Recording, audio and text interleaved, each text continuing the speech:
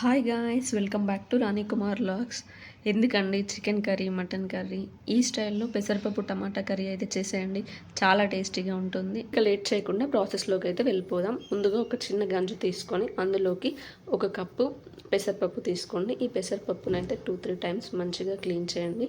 ఇలా క్లీన్ చేయడం వల్ల అందులో ఏమైనా డస్ట్ కానీ ఏదైనా ఉంటే పోతుంది. మనం తీసుకున్నటువంటి ఒక కప్పు పెసరపప్పుకి 2 కప్స్ ఆఫ్ వాటర్ అనేది యాడ్ చేయండి. ఇది కరెక్ట్గా సరిపోతుంది.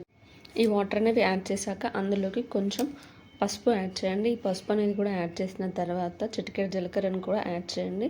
ఇందులో వీలైతే మీరు గార్లిక్ని కూడా దంచి వేసుకోవచ్చు. ఇవన్నీ యాడ్ చేసుకున్నాక ఒక ఫస్ట్ 5 మినిట్స్ అయితే హై ఫ్లేమ్లో ఉంచండి. అది కుత అంటున్నప్పుడు స్లో ఫ్లేమ్లో పెట్టేసి ఉడికించండి. ఒక 15 మినిట్స్ తర్వాత లిడ్ అనేది ఓపెన్ చేసి చూస్తే ఆ పప్పు అనేది చూడండి మనకి ఉడకడం అనేది స్టార్ట్ అయింది. ఇంకాస్త ఉడకాలి. ఇంకా లిడ్ పెట్టేసి ఇంకొక 10 మినిట్స్ అయితే కుక్ చేసేయండి. ఇలా కుక్ చేశాక అందులోకి టమాటా, కరివేపాకు, కొత్తిమీర ఈ మూడింటిని యాడ్ చేసేయండి. ఆ క్లిప్ అనేది మిస్ అయింది, అందుకే నేను యాడ్ చేయలేదు.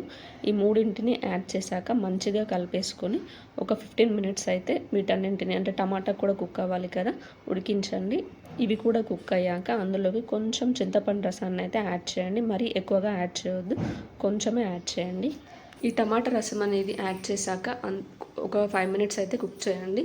ఒక 5 మినిట్స్ అనేది కుక్ చేశాక అందులోకి మీ టేస్ట్కి సరిపడినంత కారం అండ్ సాల్ట్ అనేది కూడా యాడ్ చేయండి. ఈ రెండింటిని యాడ్ చేశాక మంచిగా కలిపేసుకొని ఒక 2-3 మినిట్స్ అయితే మళ్ళీ లిడ్ పెట్టి ఇంకాస్త సేపు ఉడికించండి.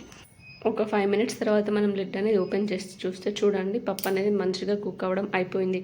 ఇక ఈ స్టేజ్లో స్టవ్ అనేది ఆఫ్ చేసి పక్కన పెట్టేసేయండి. దీన్నంతా ఇక మనం పోపు పెట్టేసుకోవడమే. ఒక చిన్న గిన్నెని తీసుకొని స్టవ్ పైన పెట్టేయండి.